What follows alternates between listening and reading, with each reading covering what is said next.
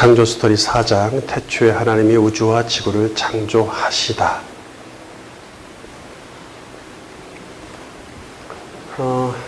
여러분들은 지금 아주 큰 사역을 하고 있는 중이에요. 여기 계신 분들은 이미 창조 스토리를 여러 번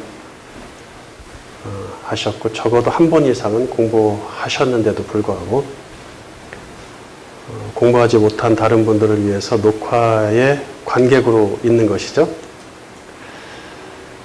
단순히 관객이 아니라 사역자이며 하나님의 은혜를 몇 배로 받는 사람들입니다. 우리가 얼마나 이 사역을 오래 할지 우리는 아무도 알 수 없어요.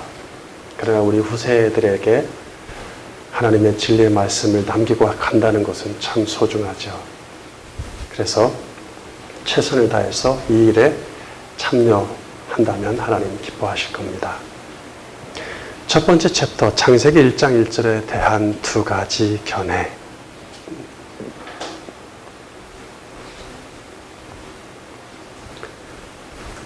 창조기사가 성경을 올바르게 이해하는 첫 단추라면 창세기 1장 1절은 창조기사를 올바르게 이해하는 첫 단추입니다. 그러니까 대초 하나님이 천지를 창조하신다. 그 많고 많은 이야기와 단어들 중에 왜 성경은 이렇게 시작을 할 것인가? 그래서 많은 개혁주의자들과 신학자들이 또 하나님의 사람들이 이 말씀을 넘어가지 못해서 이 창세기 1장 1절에서 뒹굴고 끊임없이 뒹굴고 오랜 세월을 고뇌했습니다. 그거에 비하면 우리는 좀 쉽게 읽는 편이었죠. 다음 절이 더 중요한 것 같아서 그 다음 절부터 뭐가 있는 것 같다는 생각이 든단 말이죠.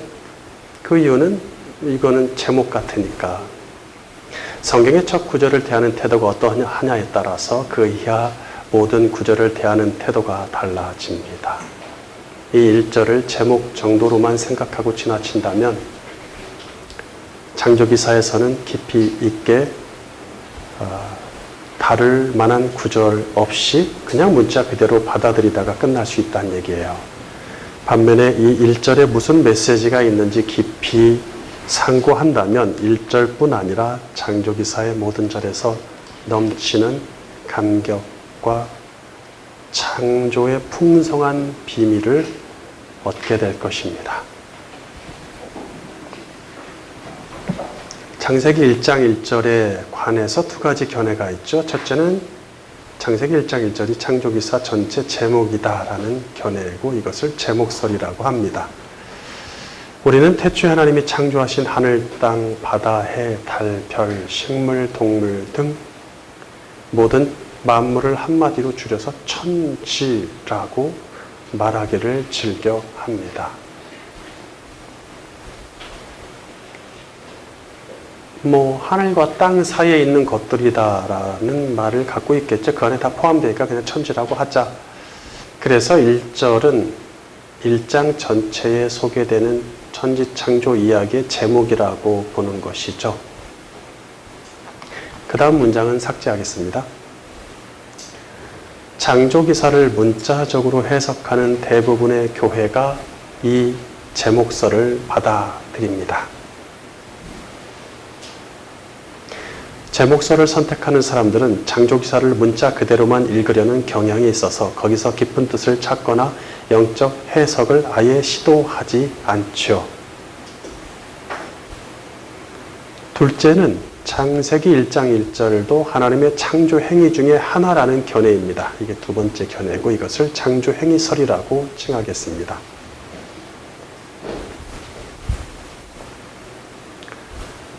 사실 제목설은 워낙 강력하기 때문에 대부분의 주석들이 그렇게 가고 있고 대부분의 설교자들이 그렇게 가고 있어서 일반적인데 창조 행위설이라는 것은 사실 드러낼 만한 그런 이론으로 발표되어 있지는 않은 상태죠.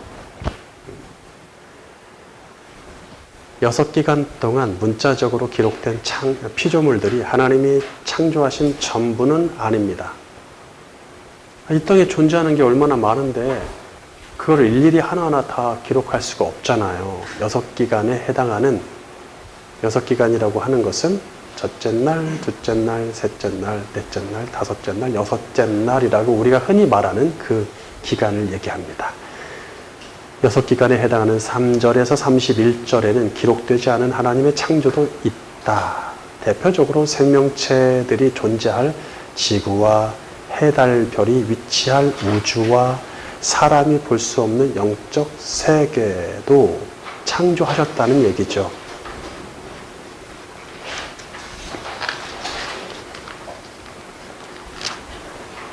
그래서 1절은 6기간 동안 창조하신 것 외에 창조에 대한 언급이라고 볼 수도 있지 않겠는가. 창조행위설에 의하면 하나님의 최초 창조하신 것은 빛이 아니며 빛 이전에 이미 창조행위가 있었다고 봅니다. 창조행위설을 선택하는 사람들은 하나님의 창조를 창조기사에만 한정하지 않고 폭넓게 보려는 경향이 있습니다. 그래서 창조기사에 깊은 영적 메시지와 섭리가 있다고 믿기 때문에 문자적 해석에만 그치지 않고 심도 있는 연구를 시도합니다.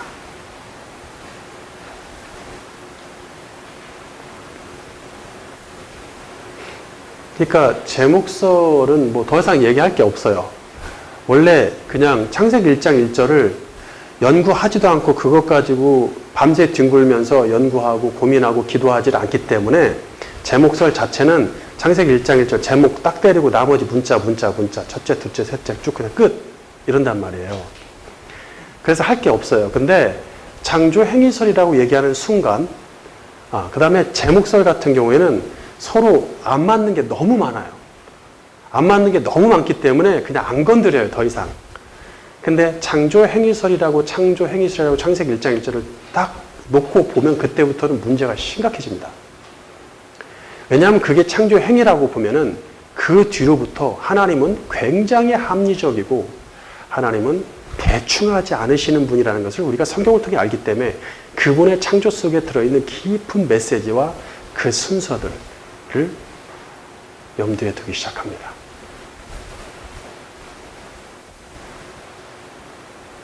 개혁교회는 제목설과 창조행위설 두 가지 견해를 함께 받아들이고 있습니다.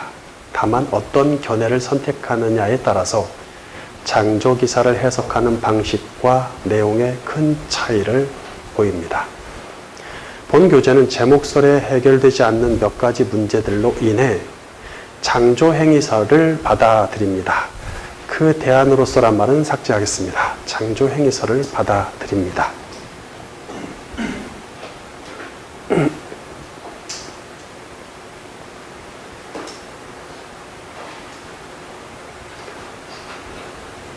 그러면 제목설에 해결되지 않는 여러 가지 문제 중에 그냥 두 가지, 가장 큰 문제 두 가지만 다루겠습니다. 문제가 많지만 그걸 다 다룰 수는 없어요. 그것을 다 다루면 책 한 권 이상을 써야 됩니다. 정말로. 그러니까 큰 문제 두 개만 큼직하게 다뤄볼게요. 첫 번째 제목설의 문제, 빛이 만들어지기 이전에 땅과 물은 어디서 온 것인가? 빛이 만들어지기 이전에 이미 땅과 물은 왜 존재하는가의 문제죠. 제목설이 갖는 첫 번째 문제는 빛이 만들어지기 이전에 땅과 물은 어디서 온 것인지 설명하지 못합니다. 그래서 하나님의 최초 창조 행위는 3절에 언급된 빛을 만든 것이 되겠죠? 사실 빛을 만들었다라는 말은 없습니다. 빛이 있으라 했죠. 어쨌든 그게 뭔가를 존재케 한 거니까 최초 창조 행위를 이제 빛으로 보는 것인데 2절에 이미 땅과 물이 존재하고 있습니다. 빛이 있기 전에 존재했던, 그렇다면 하나님이 창조하신 최초의 것을 빛이라고 보기 어렵다는 얘기가 되는 것이죠. 창세기 1장 1절 태초에 하나님이 천지를 창조하시니라. 땅이 혼돈하고 공허하며 흑암이 깊음 위에 있고 하나님의 영은 수면 위에 운행하시니라. 하나님이 이르시되 빛이 있으라 하시니 빛이 있었고. 1절이 제목이라면 2절부터 천지를 창조하시는 행위가 이제 나오겠죠? 근데 2절은 이미 창조된 어떤 공간을 설명하고 있단 말이에요. 제목설에 따라 3절이 하나님의 최초 행위라면, 빛을 만든 게 최초 창조 행위라면 3절 직전, 즉 빛이 창조되기 직전은 아무것도 없어야 되는 거죠. 우주와 지구도 없고 그 속에 물질도 없는 그야말로 완전한 무의 상태여야만 합니다.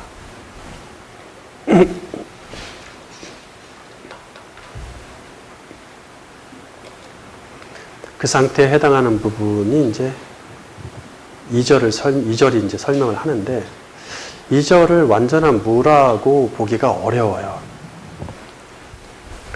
혼돈과 공허와 흑암은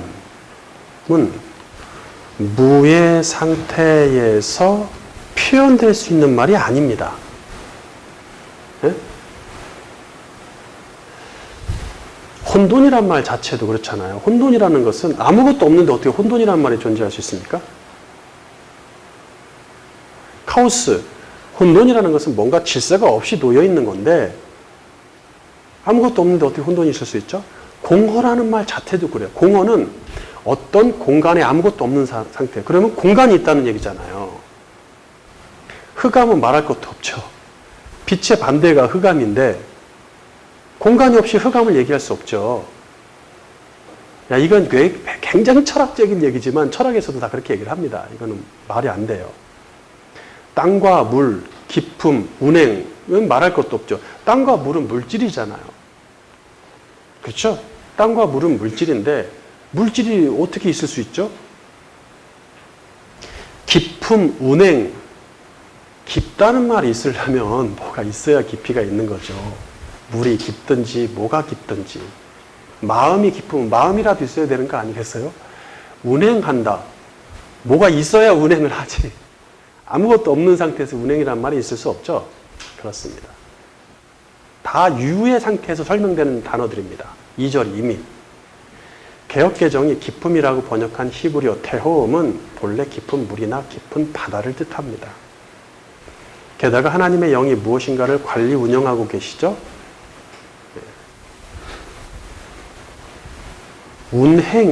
운행도 좀 어쨌든 그렇지만 어쨌든 완전한 무라면 하나님의 영이 관리 운행하든 운영하든 할 게 없다는 얘기예요. 공간이 있지 않는 한. 2절은 무엇인가 이미 창조된 세상의 상태를 설명하고 있으며 창조된 세상이 완전하지 않더라도 부분적으로나마 시작되고 있음이 확실합니다. 이렇게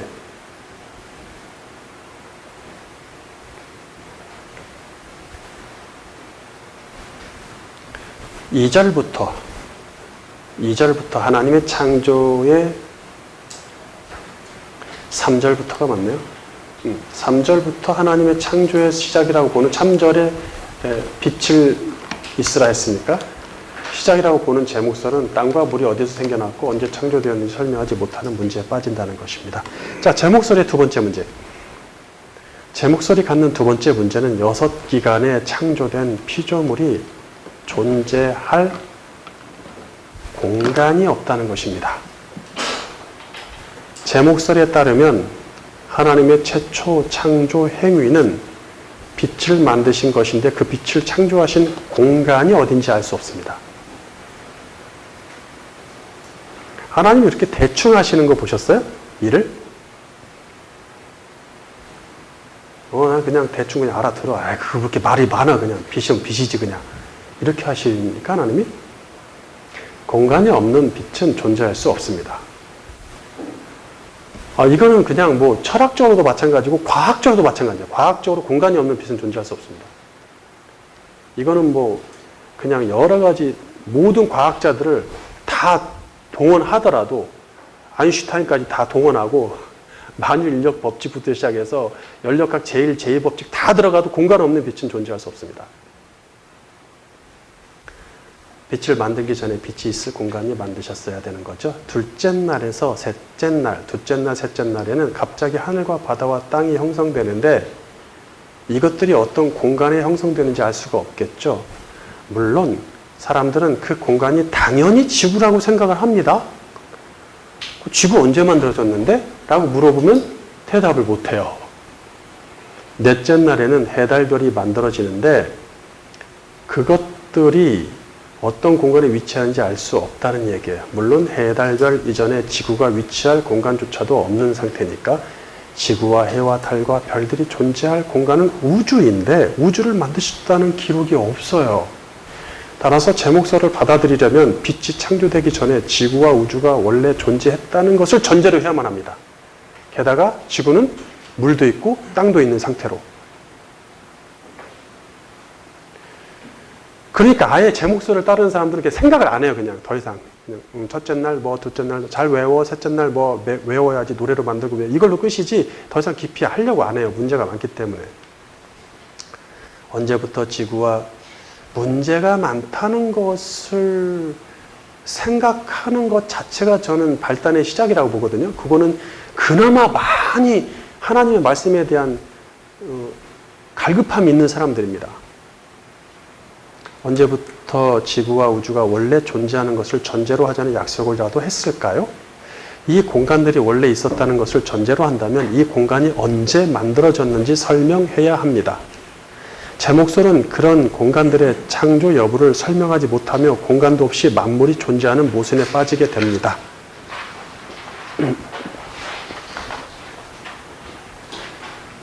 그렇다 보니까 하나님의 창조에 의심이 생기는 것이죠. 그래, 제목설이 안고 있는 두 가지 문제를 해결하는 과정에서 불완전 창조설이라는 오류에 빠집니다. 이것은 하나님의 창조는 불완전하다는 주장이죠. 그들은 자신이 제목설을 고수함으로써 수반되는 문제들을 해결하지 못하고 오히려 창조 자체에 결함이 있다고 책임을 회피하는, 자기들이 창조에 대해서 풀지 못한 자기들의 무지라고 보는 게 아니라 창조에 결함이 있다. 하나님께 회피하는 거죠. 책임을. 창조가 불완전하다고 하면 하나님의 완전하신 성품에 흠이 가고 하나님을 향한 불신을 가져올 수도 있단 말이에요. 그러니까 안 되겠다. 그렇게 하면 또 하나님이 흠이 가니까 혹자는 하나님을 불신하는 잘못은 피하려고 하나님의 창조 자체는 문제가 없지만 창조된 세상이 불완전하거나 창조기사의 기록 과정에 문제가 있었다라고 말을 바꾸죠. 기록은 사람이 했으니까 사람이 기록하는데 문제가 있었고 창조된 세상에서 시작하자마자 이제 사람이 잘못하고 이러니까 그 세상이 불완전한 것이다. 이렇게 얘기하는 거죠. 하나님의 성품에 흠을 가하지 않으려고 애써 순화시켜서 말할지라도 결과적으로 보면 하나님의 창조를 불완전하게 보는 건 매한가지입니다. 그들의 주장처럼 하나님이 불완전한 세상을 만들었거나 기록 과정을 꼼꼼하게 감독하지 못했다고 말한다면 성경 기록을 기록하는데 그 관리를 못했다는 거죠. 그럼 여전히 창조주는 불완전한 이미지로 남게 된다는 얘기예요. 이래나 저래나. 창조의 불완전성을 제기하는 사람들은 피조물인 에덴 동산의 아담과 여자와 들짐승 뱀이 하나님의 불완전한 창조의 증거라고 내세우길 즐겨하죠. 그거 봐봐. 이거 보면 알잖냐. 이거 봐봐. 피조물인 사탄과 사람, 하나님으로부터 자유의지를 받았기 때문에 그 자유의지로 선택할 수 있는 권한이 주어진단 말이에요. 뭐가 됐든. 생각하고 선택할 수 있는 권한이 주어진다. 로봇으로 만들지 않았기 때문에. 자유의지에서 비롯된 생각과 판단으로 선하거나 악한 경향성이 나타날 수 있단 말이에요. 경향성, 어떤 방향으로 기울어져 쏠리는 성향이죠. 그래서 이렇게 악한 경향성이 나타났을 때 사람들은 줄곧 창조의 불완전성을 제기해 왔습니다. 그러나 악한 경향성은 피조물의 자유의지에서 비롯된 불완전한 경향성의 문제이지 하나님의 불완전한 창조의 문제가 아니라는 얘기예요. 우리는 만약에 이런 걸 문제를 제기한다면요, 이렇게 얘기 나올 수밖에 없는 거야. 신을 만드시죠. 어? 이 땅에 완전한 건 하나님밖에 없으신데, 완전한 존재, 완전한 분은 하나님밖에 없으신데, 사람을 왜 그렇게 만들고, 뭐 천사도 그렇게 만들어가지고 반역해가지고 사탄이 나오고, 그러니까 창조에 불완전한 거 아닙니까? 이렇게. 그러면 내가 나를 만들래? 내가 나를 만들랴? 하나님보다 못한 거는 일단은 뭐예요? 불완전한 존재인 건 사실이에요.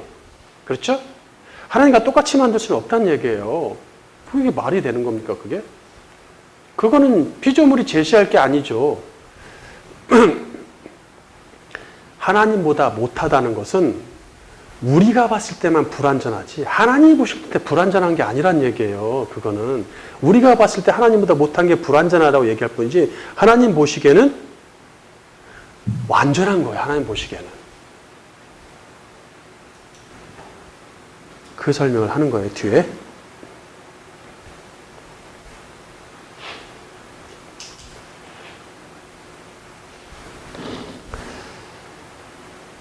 악한 경향성은 피조물의 자유의지에서 비롯된 불완전한 경향성의 문제이지 하나님의 불완전한 창조가 아니라는 얘기죠. 하나님은 인격적 피조물에게 자유의지를 넣어 창조하실 때 그 피조물이 선하거나 악한 경향성을 나타낼 것을 미리 아셨고, 이런 경향성은 창조 이전에 전능하신 창조주의 섭리 속에 이미 계산되어 있었습니다. 네. 그러니까 우리가 신화 같은 거, 신화 많죠? 신화를 자기 나라의 역사로 믿는 나라들도 많아요. 그리스, 로마 그쪽에 맞습니다. 메소포타미아 쪽도 다 마찬가지고. 그러니까 이런 신화를 보면 뭐요? 딱 인간이죠? 누가 봐도 인간이에요. 인간 얘기를 신으로만 바꿔놨을 뿐이에요. 인간의 머릿속에서 나오는 게 그거밖에 없으니까. 그 신들은 뭐예요? 완전히 불완전한 경향성을 갖고 있죠? 신화에 나오는 신들을 보면. 사람이 만들었다는 증거입니다. 그 신화 이야기 자체가. 어떤 사람들은 하나님이 왜 인격적 피조물에게 완전한 경향성을 나타내도록 창조하지 않았냐고 반문합니다. 하나님 외에는 완전히 선하다고 할 대상이 없다고 예수님이 말씀하셨습니다. 선하지 않습니다. 완전하지도 않습니다. 피조물이 완전히 선한 경향성, 완전한 경향성으로 바꿀게요. 완전한 경향성을 나타내려면 하나님처럼 창조되어야 하는데 이런 피조물은 또 다른 신이 될 수밖에 없겠죠. 하나님은 당신처럼 완전한 이 선한 피조물을 만들지 않으시며 완전한 경향성을 가진 피조물을 만들지 않으시며 그렇게 하실 의미도 없어요. 하나님 왜 그럴 의무가 있습니까? 완전히 선한 피조물, 완전한 경향성을 가진 피조물을 만들지 않았다고 따지는 것은 토기가 토기장에게 따지는 것과 같습니다. 피조물의 경향성에서 드러나는 불완전성은 인간의 입장으로 느끼는 결함일 뿐 하나님의 입장으로는 전혀 결함이 아닙니다. 그죠? 토기장이가 토기를 어떤 것은 요강으로 만들고 어떤 것은 임금님 밥그릇으로 만들고 내 마음이지. 그러면 요강으로 토기장이가 토기를 가지고 요강을 만들 때는 요강같이 나와야 요강이죠. 완전한 거지, 그거는. 통기장 입장에서 완전한 거고 잘 만들어진 거죠. 요강을 만들다 보니까 요만하게 만들었어. 임금님 밥그릇처럼. 그러면 깨버려야죠. 그거는 필요가 없는 거죠. 또 임금님 밥그릇을 요만하게 만들어야 되는데 이만한 요강을 만들면 되겠습니까? 깨야죠, 그거는. 요강답게, 밥그릇답게. 그게 완전한 것입니다. 하나님 입장에서 그게 완전한 것이죠. 예를 들어서 사슴이 독수리처럼 높이 날지 못한다고 해서 결함이 있다고 말할 수 없고 거북이가 사슴처럼 빠르게 뛸 수 없어서 결함이라고 말할 수 없으며 사람의 키가 작다고 해서 또는 성격이 급하다고 해서 결함이라고 말할 수 없는 것과 같은 원리입니다. 다른 거예요. 특히 사람 성격 갖고 뭐라고 하지 마세요. 다른 겁니다. 하나님. 어떤 사람은 이 일 가지고 그냥 화들짝 놀래고 어떤 사람은 똑같은 일인데 아무렇지도 않고 이 사람이 다른 거예요. 그걸 가지고 뭐라고 하거나 싸운다는 것은 정말로 유아적인 사람이에요. 게다가 이 창조에 대해서 하나님의 창조물인 사람들이 그런다는 것은 세상 사람들은 그렇다 칩시다. 근데 우리는 창조에 대해서 배우고 있잖아요. 다 다릅니다. 인정하시는 것이 하나님의 완전한 창조를 인정하시는 겁니다. 하나님은 흠잡을 데 없이 완전한 세상을 창조하셨고 모세가 창조기사를 기록했던 과정도 흠잡을 데 없이 완전합니다. 그 다음에 두 번째, 창조설이 안고 있는 문제를 해결하는 과정에서 복수 창조설의 오류에 빠집니다.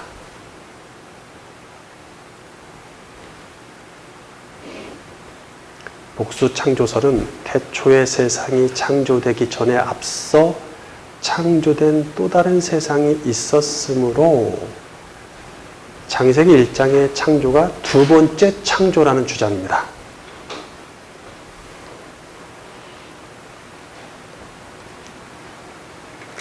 그렇게 주장하는 이유는 언제 창조됐는지 모르는 우주와 지구를 창조한 이야기가 없잖아요, 지금. 제목설에는 땅과 물을 언제 만들었는지 얘기가 없어. 심지어 영적 피조물도 있죠, 천사. 이미 존재한단 말이죠. 만들었다는 얘기가 없는데 사탄이 나온단 말이에요. 그래서 이 피조물들은 창세기에서 창조된 창세기 1장 창조 기사의 창조 이전에 첫 번째 세상이 있었고 거기에 존재했던 것들이다. 자, 요즘 요게 급부상합니다. 요게 급부상합니다. 혹자는 하나님이 첫 번째 창조했던 세상이 실패해서 다시 두 번째 세상을 왜 그 복수 창조설이 급부상하냐면 하나님으로부터 제목설 외의 것을 받은 적이 없는 것이죠. 창조 행위설에 대한 생각을 못하는 거예요. 그건 지혜가 필요한 거죠. 하나님 주신 지혜가 필요한 거죠. 그걸 얘기해도 받아들이는 사람들은 많지가 않습니다. 예. 그걸 여러분들은 받아들였지만 다 받아들이진 않습니다. 딱 보면은 이건 당연히 이거는 창조 행위설이 맞네. 여러분 가서 한번 얘기해 보세요. 예수 믿는 사람 10명을 데려다 놓고 한번 얘기해 보세요. 그거 다 받아들이는지. 받아들이지 않습니다. 내 선택으로 그건 되는 게 아닙니다. 그렇다 보니까 자기의 인위적인 것들이 많이 이 교회 활동과 목회에서 영향을 주는 것이죠. 인본주의적인 그런 사상들이. 자, 그렇다 보니까 복수 창조설을 많이 받아들이는 지금 추세입니다. 그렇게 되면은 첫 번째 창조된 세상이 있었다는 것이잖아요. 할 얘기가 많아집니다. 할 얘기가 많아지고 그거와 관련된 영적인 뭔가가 있는 얘기들을 많이 합니다. 신비로운 얘기들을 많이 해요. 특히 천사에 관해서 많이 얘기하는 데들 있죠. 천사론에 대해서 많이 하는 데는 천사는 첫 번째 세상에서 있었던 거니까 지금 천사 창조에 대한 얘기가 창세기 1장에 안 나오잖아요. 그러니까 첫 번째 세상에, 지금은 두 번째 세상이고 첫 번째 세상에 천사가 창조되는데 그들이 무슨 잘못이 있었는지를 풀어내고 재밌게 이야기를, 스토리를 만들어내야 돼요.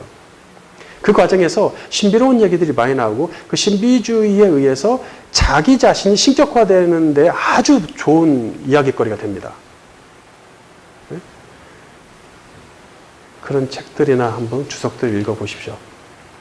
혹자는 하나님이 첫 번째 창조했던 세상이 실패해서 다시 두 번째 세상을 창조했다고 말하기도 합니다. 만약 그것이 사실이라면 하나님의 실패와 번복은 성경 자체를 향한 불신으로 이어지겠죠. 아니 뭐 신이 창조했는데 실패하고 두 번째 세상 만들면 지금 세상도 언제든지 집어치우고 다시 세 번째 세상 만드셔야겠네. 뭐 이렇게 되자는 거잖아요. 뭐 그런 신을 우리가 어떻게 믿습니까? 어? 또 두 번째 창조하신 이 세상도 실패하지 않는다는 장담할 수가 없기 때문에 그렇죠. 그뿐만 아니라 하나님이 성도를 구원하시는 일도 실패할 가능성을 배제할 수 없습니다. 성도를 구원하시는 일이 실패할 수도 있다라는 이 사상이 세대주의나 전천년설이나 이런 데 많이 들어가 있어요. 많이 내재되어 있어요.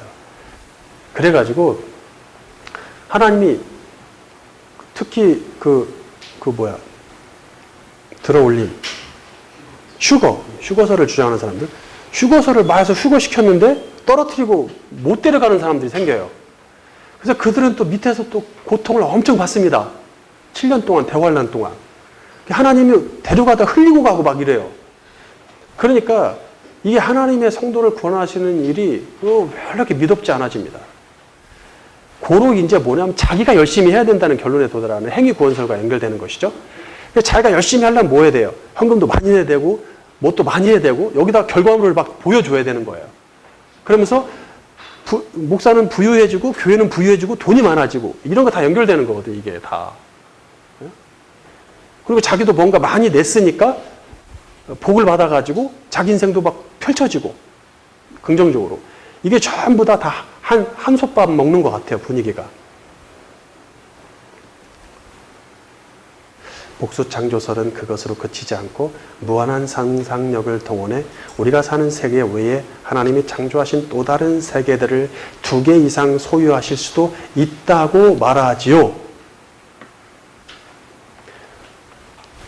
자, 이 복수창조설이 또 좋은 게 뭐냐면 외계인이 있다라는 것을 얘기하기 참 좋거든요. 그렇잖아요. 무슨 그런 말씀, 외계인 받아들이는 사람들 많습니다. 오늘날 교회에. 자유주의 쪽에서는, 진영에서는 그런 거 이미 요즘 받아들입니다. 게다가 요즘 매스컴들이 특히 과학 프로그램들이, 선진국의 과학 프로그램을 비롯해서 과학 프로그램들이 외계의 생명체가 있다는 것을 그냥 당연한 듯이 전제로 해서 과학 프로그램을 진행하는 것들을 쉽게 볼 수 있습니다. 그런 게 이제 세뇌되게 되면 나중에는 진화론을 부인할 수 없듯이 외계인을 부인할 수 없는 세상이 곧 옵니다. 그리고 그것이 교과서에 곧 실립니다. 제가 예언하겠습니다. 교과서에 곧 실립니다. 여러분들은 우리가 그런 것들이 말도 안 된다고 생각하시죠? 전혀 그렇지 않습니다. 원래 교과서에 실린 것 중에 말도 안 되는 게 얼마나 많은지 아십니까? 우리가 배우는 교과서에 실린 것 중에 말도 안 되는 게 얼마나 많은데요. 쉽게 얘기해서 미국의 교과서와 우리나라의 교과서와 저기 뭐 호주나 독일의 교과서가 다릅니다. 그거 아세요? 다른 정도가 어느 정도 다르냐면 완전히 개념이 달라요. 교과서에서 가르치는 게. 우리는 그것이 마치 표준 사전인 것처럼 학교에서 배우는데 그렇지 않습니다. 그냥 쉽게 얘기해서 우리나라의 지금 교과서를 저희 시대는 더 심했지만 조금 낫기도 하지만 교과서를 저기 그 유럽이나 이런 데 있는 사람들한테 읽으라고 주면은요 혀를 끌끌 찹니다. 이게 뭐야? 이게 뭐야 도대체? 어떻게 이런 걸 가르쳐? 이렇습니다. 처음 보는 얘기를 듣는 것 같이 들으시는데 그건 이미 한국에서도 직시하고 다큐멘터리를 많이 만들고 있습니다. 한국 사람들이 이거 아닌 것 같다라고 생각하는 것이죠. 그들은 마치 자신들이 하나님의 무한하고 광대하심을 인정하고 있다는 듯 하나님의 창조와 운영하심을 우리가 사는 세상으로 제한하지 말라고 얘기하는, 하나님 광대하신데 왜 하나님의 창조 세상을 이 조그마한 지구에다가 제한시키려고 하냐, 이 믿음 없는 것들아, 이러는데 어떻게 보면 되게 믿음 있어 보이는 것처럼. 하지만 그들의 복수 창조설이 가져온 사상들은 매우 불신앙적이며 성경에서 멀리 벗어나 다른 복음을 만들어낸 것에 불과하고 성경을 불신하기 시작합니다. 그죠? 성경 외의 것들을 중요시 여기는 거죠.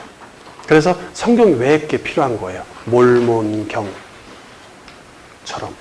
다른 경을 성경과 같이 보는 것이죠. 유대인으로부터 시작된 거죠. 성경 외에 다른 경전을 갖고 있는 모든 이단들이 다 그렇죠. 네, 모든 이단들이 다 공통점이 성경 외에 다른 걸 하나 더 갖고 있습니다. 근데 이게 어디서부터 비롯됐죠? 유대인이 율법과 전통 두 가지를 갖고 있었죠. 그리고 지구 밖에 생명체나 외계인이 존재한다는 것을 자연스럽게 수용하도록 분위기를 조성합니다.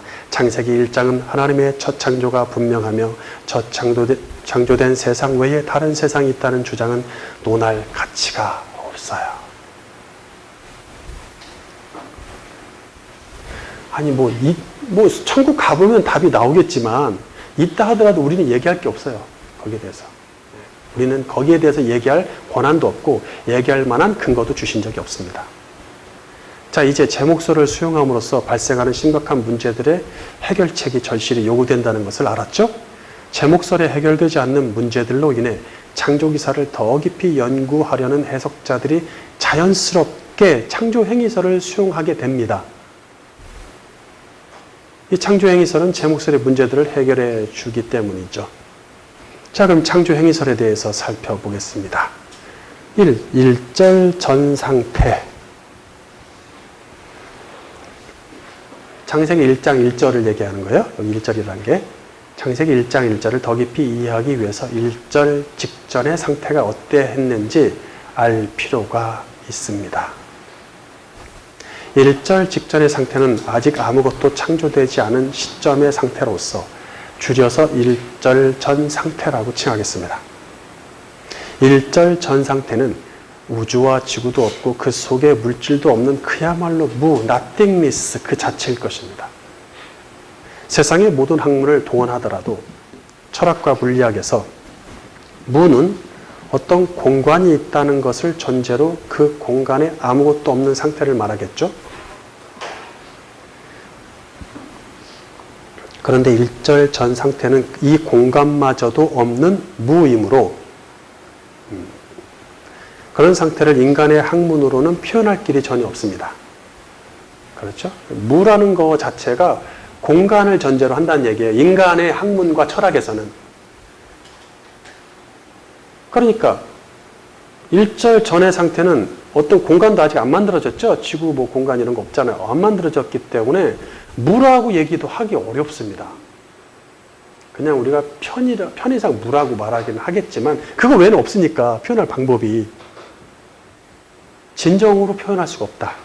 시간과 공간에 갇힌 피조물은 영원에 관해서 표현하거나 이해할 수가 없습니다. 영원에 관해서. 자, 1절 전 상태는 도대체 어떤 상태인가?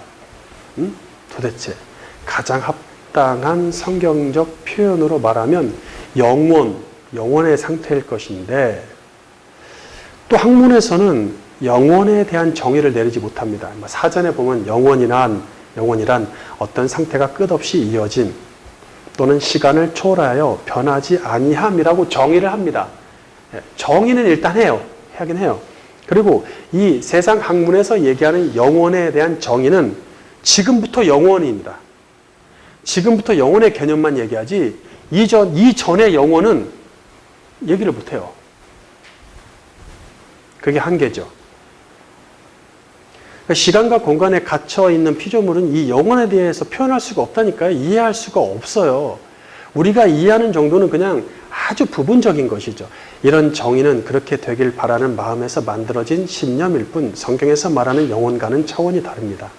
하나님만 영혼을 소유하시며 하나님으로만 영원함이 설명될 수 있습니다. 과연 이 영혼이라는 것이 뭐냐?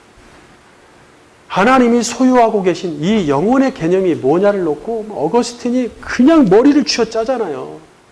수년 동안을. 영혼을 알기 위해서 도대체 이 개념이 뭔가. 그래서 어느 정도의 설명을 할 수 있습니다. 저도 이 개념을 위해서 고민하면서 여러분에게 앞으로 어느 정도의 설명은 드릴 수 있습니다. 그러나 그게 다라고 얘기하지 못해요. 하나님만 영혼을 소유하시며 하나님으로만 영원함이 설명될 수 있습니다. 하나님을 많이 알면 알수록 영혼을 더 많이 이해하겠죠. 하나님을 많이 알려면 어떻게 합니까? 그 아들 예수 그리스도에 대해서 많이 알면 됩니다. 종교나 철학이나 언어학에서 하나님을 배제하고 영혼을 이야기하는 것은 모두 어불성설입니다.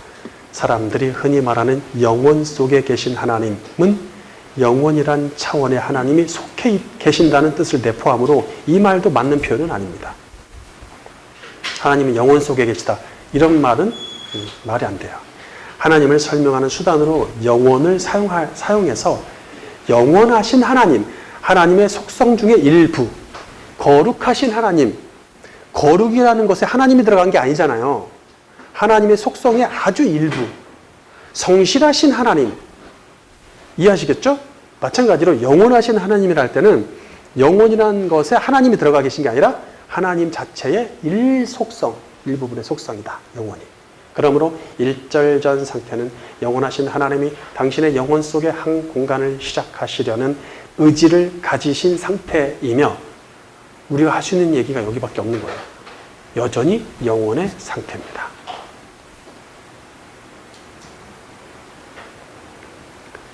자, 그러면 공간의 시작을 의미하는 베레시트, 태초에 대해서 살펴보겠습니다. 1절의 태초는 히브리어로 레시트인데 시작, 처음, 최초라는 뜻이죠. 시작이라고 하면 사람들은 보통 시간의 시작으로만 이해하려고 합니다. 시간은 공간 없이 존재할 수 없습니다. 그러므로 레시트는 공간을 전제로 하는 시간의 시작이다. 이렇게 하셔야 돼요. 공간을 전제로 하는 시간의 시작이다.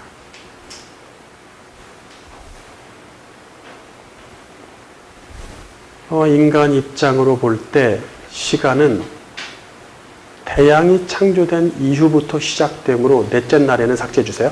인간 입장으로 볼 때 시간은 태양이 창조된 이후부터 시작되므로 본문의 레시트는 오히려 공간의 시작 쪽으로 비중이 더해진다는 얘기예요. 그러니까 공간이 시작되는 순간 시간은 전제로 그냥 당연히 나오니까 태초에라고 할 때 레시트 앞에 공간과 시간을 나타내는 전치사 배가 붙습니다. 그래서 베레시트입니다. 따라서 베레시트라고 하면 최초 공간을 시작하실 시점에 라는 의미가 됩니다.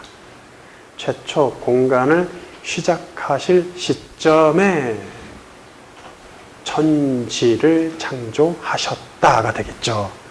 조금 더 명쾌해지기 시작하죠.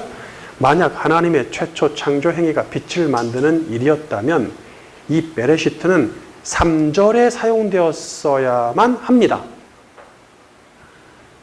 그래서 베레시트, 태초에 하나님이 이르시되 빛이 있으라 하시니 이렇게 되어 봤거든요.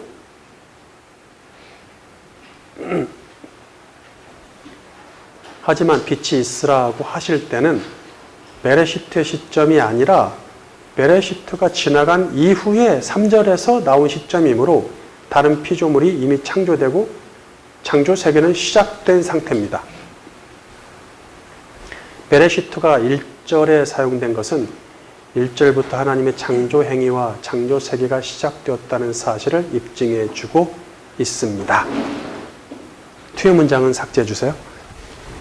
우리는 창조기사에서 지구를 만드셨다는 기록이 없고 지구가 위치할 태양계나 은하계나 우주는 언제 만드셨는지 언급하지 않았다고 생각을 합니다. 그래서 흔히 하나님의 빛을 창조하신 일이 창조 행위라고 알고 있단 말이에요. 즉 아무것도 없었던 무의 세계에서 맨 처음 빛을 창조하셨다는 것이겠죠. 그렇게 되면 공간도 없이 하나님은 만물을 하나하나 창조해서 배치하셨다는 말이 됩니다. 다 어디에 떠 있어야 돼, 전부 다. 공간이 없으니까. 빛뿐 아니라 어떤 피조물도 공간이 있어야만 그 존재 가치를 가집니다. 어디 떠 있지도 못하네. 떠 있으려면 공간이 있어야 떠 있는 거니까, 그것마저도. 공간 없는 창조는 매우 불완전하고 불합리한 창조이므로 빛이 있기 전에 어떤 공간이 먼저 있어야 합니다. 따라서 공간을 창조하신 일이 하나님의 최초의 창조 행위여야만 합니다. 하나님이 6기간에 창조하신 모든 피조물을 담아낼 공간을 창조하셨다는 사실을 기록하고 있는 구절이 바로 창세기 1장 1절입니다.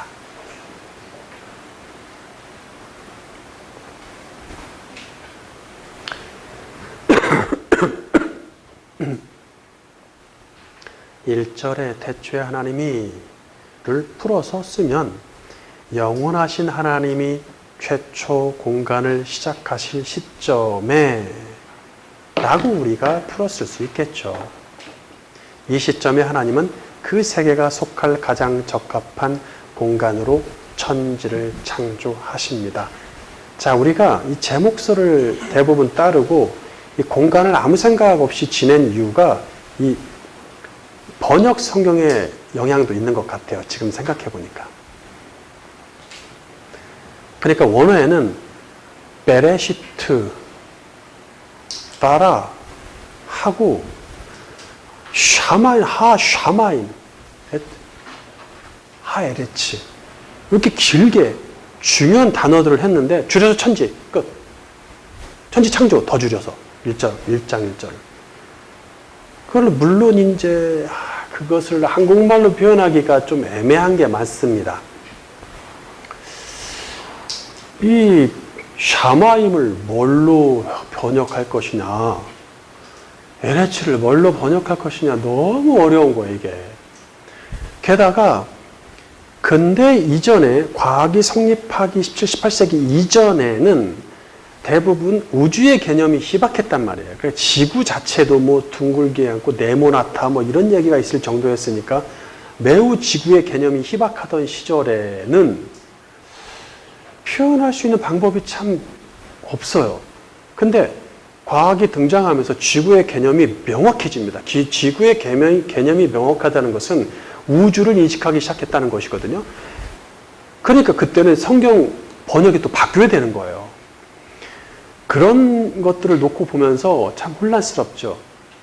그런데 우리는 이제 뭐에 영향을 받죠? 중국의 영향을 받아서 한문 성경을 쓰다 보니까 한문 성경을 가지고 번역하는 데 영향을 받았다 보니까 천지라고 말아버렸어요. 안타깝죠?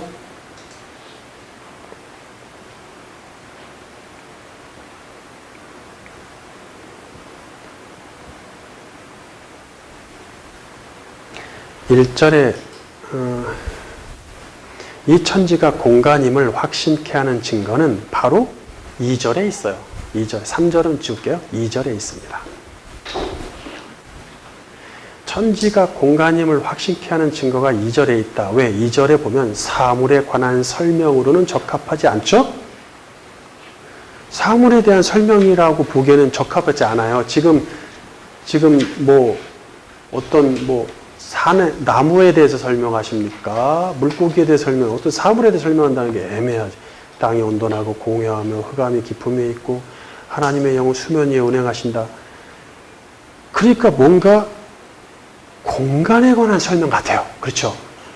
공간에 관한, 완벽한 공간에 대한 설명입니다. 물론 이후에는 아시겠지만 이것도 번역상에 매우 틀리게 해놔가지고 우리가 이게 공간에 대한 설명이냐 물질에 관한 설명이냐 굉장히 애매하게 됐지만 명확하게 공간에 관한 설명을 우리가 알 수 있을 겁니다. 그 공간이 어떤 형태나 질서 없이 텅 비어 있다는 설명이죠. 다음 문장은 삭제해 주세요. 자, 그럼 1장 1절에 언급된 천지는 무엇인가를 생각해 볼게요. 1장 1절에 언급된 천지는 무엇인가? 하늘에 관해서 먼저 볼까요? 1장 1절에 언급된 천지는 우리가 흔히 말하는 하늘과 땅의 개념보다 훨씬 복잡하고 깊은 의미를 갖죠. 하늘은 하늘천자, 하늘은 히브리어로 샤마임인데 복수로 쓰였기 때문에 하늘들입니다. 더 정확히 말하면 쌍수입니다. 쌍수도 복수이니까 복수로 들어가지만 특별히 쌍수인 것들이 있어요. 히브리어에서. 예.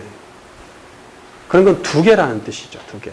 두 개의 하늘이 무엇인지에 관해 주요 견해는 하나는 눈에 보이는 물리적 하늘이고 육적 하늘이죠. 또 하나는 눈에 보이지 않는 영적 하늘이다라는 견해입니다. 이것은 유대교 교리에서 비롯되었다고 봅니다. 성경과 히브리 문화에서 하나님이 계신 처소나 천사들의 처소를 하늘이라고 말하는 것에 착안한 듯해요. 하나님이 계신 처소는 영원하신 하나님의 속성에 포함되므로 공간과 시간을 초월합니다. 하나님의 처소는 하나님의 속성인 영원 속에 포함되어 있으므로 하나님이 당신이 거하실 처소를 창조하실 필요가 없어요. 하나님이 오늘 내가 신인데 내가 있을 공간이 뭐 이런 없네? 내가 있을 공간을 창조하노라. 무슨 이게 의미가 있습니까? 그러니까 하나님이 계신 처소를 창조했다는 게 웃긴 거예요. 그게 이게 히브리 문화, 유대교 교리에서 비롯된 것 같은데, 혹자는 영적 하늘, 하나님의 처소를 제외한, 그러니까 이제 그거는 이해해. 하나님의 공간이라는 처소 있을 공간을 창조한다는 건 말이 안 돼. 우리가 그건 논할 게 안 돼. 그러니까 영적 하늘을 얘기할 때는 하나님의 처소를 제외한 영적 피조 세계들 있잖아요. 천사들 옆에 있고 막 천군 천사들이 존재하는 공간이다라고 말합니다. 물론 하나님의 영적 피조물인 천사와 그 처소도 창조하셨으면 맞습니다. 하지만 영적 피조물은 태초 이전에 창조되었으므로 창조기사에서는 언급하지 않고 있습니다. 창조기사를 영적 피조 세계의 창조까지 확대한다면 오히려 혼란을 줄 수 있다는 얘기예요. 그러니까 영적 세계의 창조에 대해서 천사론, 귀신론, 그 다음에 영적 세계 창조론 이런 것들이 엄청 많이 나와 있는데 특히 2단들, 3단들 그런 것들 얘기 많이 나오는 것들은 다 신비주의입니다. 예. 그런 건 볼 게 없어요. 다 미신적이고 그렇습니다. 성경이 얘기하지 않는 걸 뭐하러 합니까? 우리가 이해하기 위해서 추측은 할 수 있지만 너무 깊이 들어갈 필요 없다는 얘기예요. 물리적 피조 세계의 창조로 한정하는 것이 바람직합니다. 물리적 창조 세계의 피조 세계의 창조로 한정하다. 창조의 태초에 창조하신 두 개의 하늘은 모두 물리적 하늘이라고 보는 편이 가장 좋습니다. 물리적 하늘이다. 첫째 하늘은 창세기 1장 8절에 언급된 궁창으로 대기권에 해당하며 지구의 생명체에게 지대한 영향을 주겠죠. 우리가 사는 공간에 우리에게 직접적인 영향을 주고 있는 그 공간이란 말이에요. 우리가 잘 보이기도 하고. 응? 궁창은 물론 없던 것으로 생겼으니까 궁창도 말하면 창조하신 거죠. 근데 궁창을 하나님이 이렇게 해서 있어 해서 만드셨다고 해석하면 안 됩니다. 그렇게 말씀하시지 않습니다. 자, 보세요.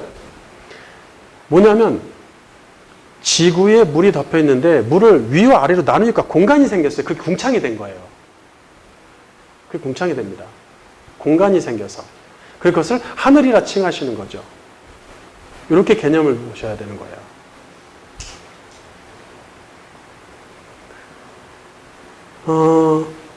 그러니까 1장 8절에 언급된 궁창도 사실 궁여지책으로 표현할 수밖에 없는 이 궁창이라는 것을 창공? 조금 고급스럽게 창공도 그렇고 이거를 이야기할 수 있는 단어가 없어요. 사전에서도 애매하고요. 성경의 이 진짜 개념을 첫째 하늘을 얘기할 만한 단어가 없습니다. 우리가 이해할 수 있는 수준을 그렇게 보면 그냥 거기까지인 것 같아요. 대기권에 해당하며 지구의 생명체에게 지대한 영향을 준다는 것이죠. 둘째 하늘은 그러니까 대기권 정도 생각하십시다. 네, 대기권이고 우리에게 영향을 주고 지구에 붙어 있는 대기권. 둘째 하늘은 지구에 큰 영향력이 미치지는 않는 지구 밖에 지구에 붙어 있는 게 아닌 세계. 태양계와 은하계를 포함한 우주에 해당한다는 얘기죠. 이것이 1절에 창조하신 샤마임의 하늘들입니다. 고린도후서 12장 2절에서 바울은 물리적 하늘이 두 개이므로 그것을 초월한 또 하나의 하늘을 얘기하죠. 3층천 셋째 하늘이라고 표현합니다. 셋째 하늘에 대해서는 말로 표현할 수 없다. 끝. 자, 땅에 대해서 볼까요? 천지, 땅지자, 땅이라고 번역한 에레츠는 단수로 쓰였으므로 하나의 땅이겠죠. 본래 히브리어 에레츠는 지구나 땅을 말합니다. 또는 세상이란 뜻도 있어요. 우리의 세상은 지구에 한정되어 있기 때문에 에레츠가 세상이라고 번역해도 좋습니다. 때에 따라서. 성경이 기록되던 고대 시대에는 지구의 개념이 없었기 때문에 에레츠를 주로 사람이 딛고 사는 땅으로 생각했죠. 그런 땅의 개념을, 사람이 딛고 사는 땅의 개념을 넘어서질 못했어요. 하지만 우주 속의 지구의 개념을, 과학이 발달하면서 우주 속의 지구의 개념을 명확히 알게 된 우리는, 우주 속의 지구의 개념을 명확히 알게 된 우리는 지구를 염두에 두지 않는 창조와 땅을 논할 수 없다는 얘기예요. 한마디로 우리는 지구의 개념을 명확히 알게 해주셨기 때문에 우리는 지구를 염두에 둔 창조를 생각해야 된다는 얘기예요. 당연히. 물론 그렇다 해서 이 의인들은 옛날에 이 고대 시대의 성경 시대 의인들은 지구의 개념을 모르고 없었다. 이렇게 생각하는 건 아닙니다. 그렇게 당연히 그들도 개념이 있었어요. 당연히 있었습니다. 당연히 있었고 고대 철학에도 다 있습니다. 그런 개념이 이미 오늘날의 천문학의 기초가 다 고대 헬라 철학에서 오기 때문에 고대 시대 다 있었어요. 이미 다 가지고 있었어요. 고대 시대 BC 이전에 천문학, 바벨론이나 페르시아 천문학도 마찬가지고 다 있었습니다. 천문학의 개념이 다 있었어요. 근데 제가 얘기하는 것은 오늘날은 너무 명확하잖아요. 지구의 개념이 명확하니까 우리는 더욱더 그들보다 더 명쾌하게 지구를 염두에 둔 창조를 생각해야 된다는 얘기예요. 그래서 에레츠는 넓은 의미로는 하나의 지구를 의미하고 좁은 의미로는 지구에 속한 땅입니다. 에레츠는 크게 두 가지 씁니다. 하나는 지구, 하나는 지구에 속한 땅. 또 다른 말로는 세계, 세상이라고도 표현될 수 있다. 처음부터 지구에 속한 부분인 땅이 만들어지는 것은 이치에 맞지 않습니다. 그렇죠? 땅이 먼저 나오면 안 된다는 얘기죠. 지구에 이렇게 널려있는 이 땅이 먼저 나오면 안 되죠. 지구가 먼저 나와야 된다는 얘기예요. 지구가 만들어지지 않았는데 지구의 일부분인 땅이 먼저 나올 수 없습니다. 땅에 대해서 최초로 논한 게 언제죠? 2절. 그렇죠? 그 이전은 어떤 땅이에요? 지구의 땅이겠죠. 그럼 1절에 천지할 때 그 지는 지구가 되겠죠. 따라서 1절의 에레츠는 지구입니다. 우주 공간과 지구 공간. 1절에 하나님이 최초로 창조하신 천지는 앞으로 창조된 만물이 존재할 공간입니다. 혹자는 하나님의 창조 기사는 인간에게 보이는 세계로 한정되어 있으므로 천지는 지구와 지구를 둘러싼 대기권의 하늘을 가리킨다라고 주장합니다. 그거 이상은 얘기할 게 없다. 근데 그러면 안 되는 게 창조 기사는 해, 달뿐 아니라 별까지 언급하고 있거든요, 분명히.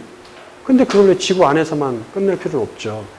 하나님의 창조를 지구와 대기권으로 한정할 수가 없습니다. 그리고 이후에도 태양계 전체를 놓고 이야기를 하잖아요.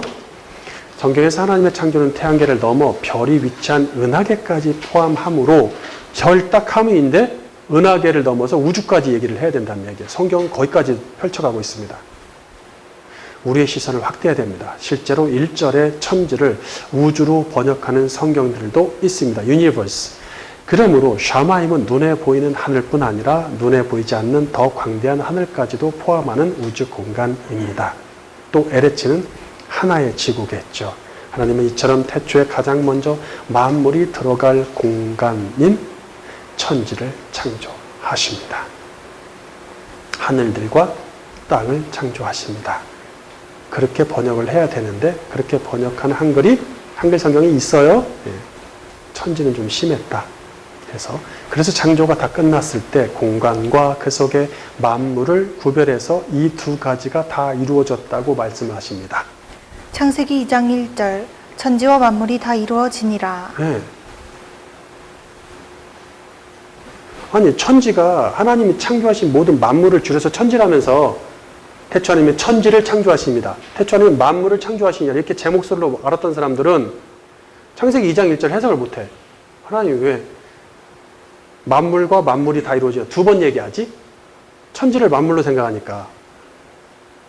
그렇잖아요. 근데 천지와 만물이 다 딱 떨어지게 두 개를 나눠서 얘기하는 공간과 그 속에 들어가는 것들. 신약 성경도 하나님이 우주 공간과 그 속에 들어있는 만물을 창조하셨다고 말합니다. 사도행전 17장 24절 우주와 그 가운데 있는 만물을 지으신 하나님께서는 천지의 주제시니. 네. 우주 샤마임, 그 가운데 있는 만물들을 지으셨다. 위 구절에서 우주는 헬라어로 코스모스인데 헬라 문화에서 코스모스는 공간적으로 천지 또는 우주를 뜻합니다. 욥은 창세기 1장 1절을 인용해서 하나님이 지구를 우주 공간에 매달아 놓으셨다는 시적인 표현을 하죠. 욥기 26장 7절 바른 성경 그분은 북쪽 하늘을 허공에 펼치시고 땅을 공간에 매달아 놓으시며. 네. 샤마임을 허공에 펼치시고 에레츠를 공간에 매달아 놓으셨다. 여기서 북쪽 하늘은 북극성과 북두칠성이 있는 지구에서 바라봤을 때 북쪽을 말하는데 하나님은 이 지구의 북쪽 하늘을 우주의 허공에 펼치셨다 이렇게 얘기합니다. 네. 물론 이제 북쪽이라는 북이란 히브리 개념과 시적, 이 히브리 문학에서의 시적인 개념이라는 게 나중에 이제 설명할 기회가 있을 거예요. 왜냐하면 북쪽이란 말이 어디서만 시가서와 묵시록에서 많이 나옵니다. 묵시문학. 그렇죠? 북쪽이라는 말들이 나와요. 보시면 이사야나 에스겔, 예레미야 이런 데 보면 북쪽이라는 것들이 북쪽 하늘, 북쪽 산, 북쪽에 뭔가 이런 개념들이 나오고 있죠. 이게 히브리 문학에서는 다 뭐예요? 하나님의 종말론적 개념으로 하나님께서 뭔가 보내시고 뭔가 하시는 일들, 펼치시는 신적인 어떤 일들에 관련된 것들을 신비로운 방향이에요, 북쪽이. 결론. 많은 기독교인이 구약성경의 첫 구절인 창세기 1장 1절을 제목 정도로 생각하여 그냥 지나칩니다. 이런 사람은 신약성경의 첫 구절인 마태복음, 신약성경 어떻게 시작하죠? 아브라함과 다윗의 자손 예수 그리스도의 세계라도 제목으로 생각하겠죠. 그러니까 그걸 제목으로 생각하면 신약성경도 틀어진 거예요.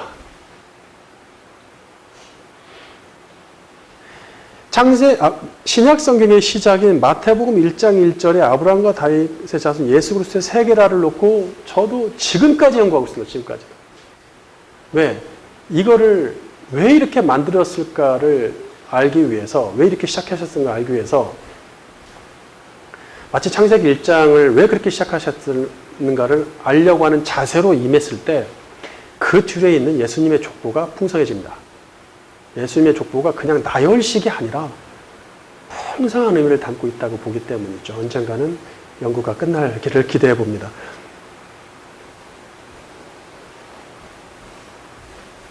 창세기 1장 1절은 그러니까 창세기 1장 1절을 대수롭지 않게 제목 정도로 보면 그 사람들은 마태복음 1장 1절도 대수롭지 않게 그냥 제목으로 보고 지나갈 수 있다는 얘기예요. 창세기 1장 1절은 구약성경 전체 서론에 해당하며 마태복음 1장 1절은 신약성경 전체 서론에 해당할 정도로 매우 중요하며 깊은 뜻을 내포하고 있습니다. 자, 여기 있는 분들한테 힌트를 드린다면 창세기 1장 1절은 구약성경 전체에 당신이 창조하신 창조주로서의 세상을 연다라는 내용이 포함되어 있는 거예요. 쉽게 그냥 넘어갈 수 있는 구절이 아닙니다. 그렇다면 마태복음 1장 1절은 그 세상에서 당신이 그 위대한 구속사를 실현해내겠다. 그래서 그리스도라는 말이 나오는 것이죠.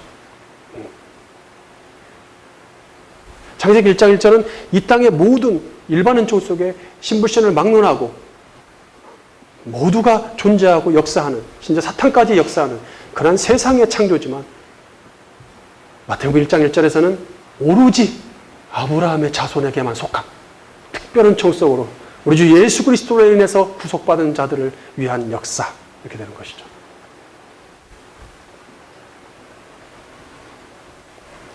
하나님은 가장 먼저 인간을 비롯한 만물이 존재할 거대한 공간을 만드셨습니다. 이것은 하나님의 크신 지혜로 시작된 창조 행위입니다.